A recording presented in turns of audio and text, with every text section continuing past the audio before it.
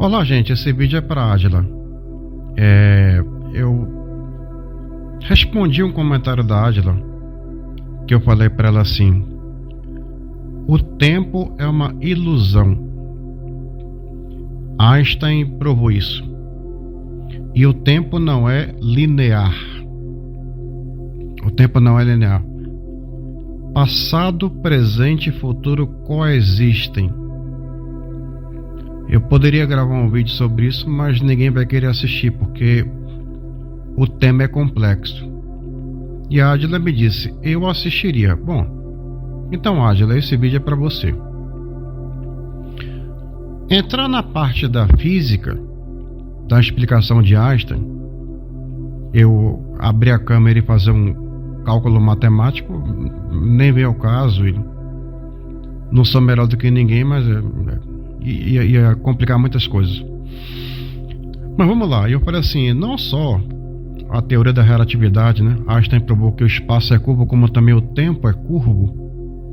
Eu disse: o tempo não é linear. Não é como se nós estivéssemos numa estrada reta, atrás de nós está o passado, nós estamos no meio, que é o presente, na frente tem um futuro. Não, essa ideia de que o tempo é linear já caiu por terra, cientificamente, pela teoria da relatividade, e teologicamente.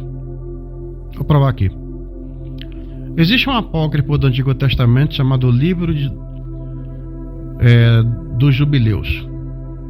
Esse apócrifo narra o que aconteceu quando Moisés subiu no Monte Sinai e ficou 40 dias e 40 noites lá em cima, conversando com Deus, quando então ele recebeu as tábuas com os 10 mandamentos. Bom, esse livro inclusive ele está na Bíblia Etíope.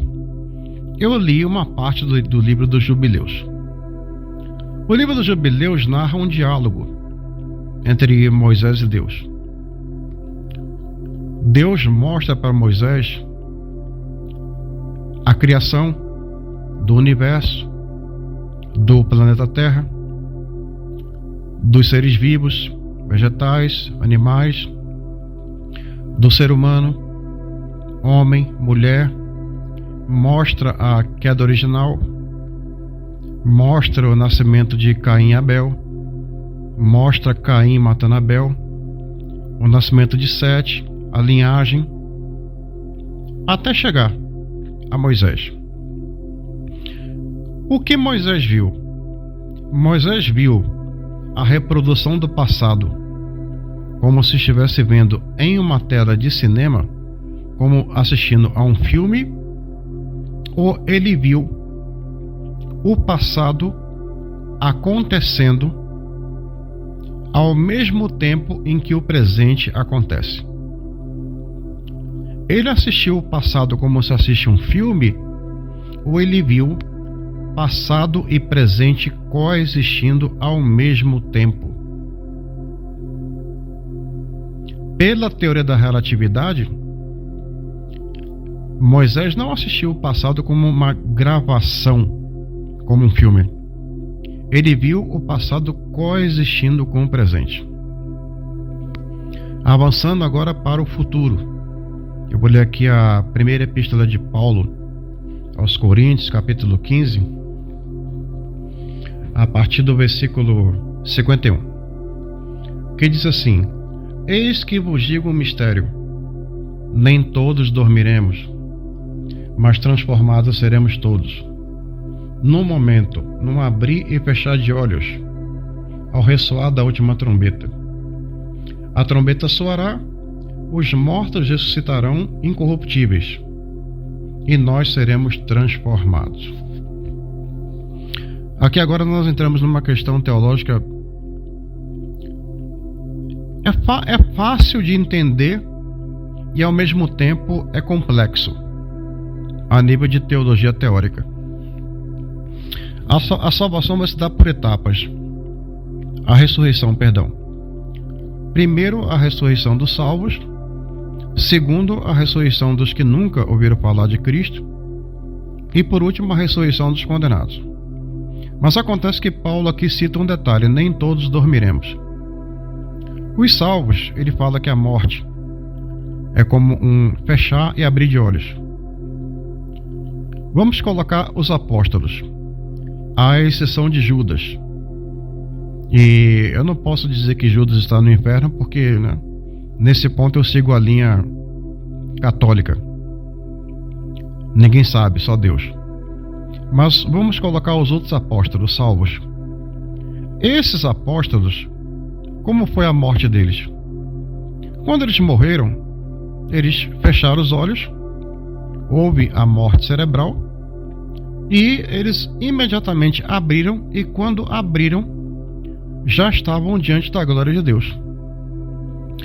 Toda a história humana na Terra já havia passado, se viram diante do Cristo glorificado, o Apocalipse acontecendo já bastante avançado, e apenas aguardando a ressurreição dos que não conheceram a Cristo e a ressurreição dos condenados. Então, uma vez que para os salvos a morte é um piscar de olhos, a pessoa quando morre fecha os olhos e imediatamente, em bilionésimo de segundos, abre os olhos e já se vê na conclusão da história humana na Terra, significa que para os salvos a história da humanidade na Terra já acabou, esse mundo já acabou, o Apocalipse já está bastante avançado, os salvos já se encontram na glória, e simplesmente um tempo que não pode ser mensurado pela cronologia humana para a ressurreição dos que não conheceram a Cristo e posteriormente a ressurreição dos condenados.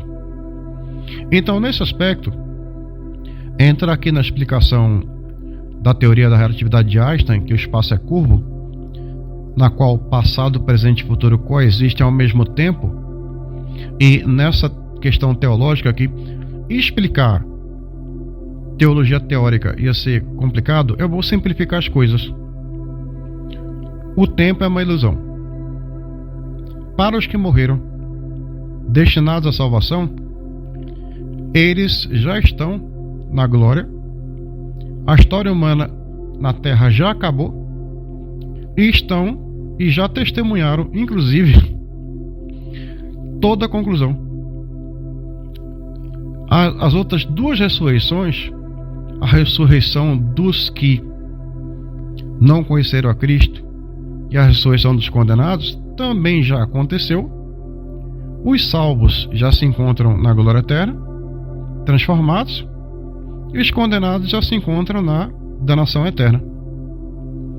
Toda a história humana na Terra, essa história na qual ainda existe o pecado e a morte, já acabou. Para eles, tudo isso já aconteceu. Então, para não complicar as coisas, o tempo é uma ilusão, o tempo não é linear, como uma estrada, volto a repetir, na qual você está no meio, o passado está atrás e o futuro está na frente, e passado, presente e futuro coexistem ao mesmo tempo.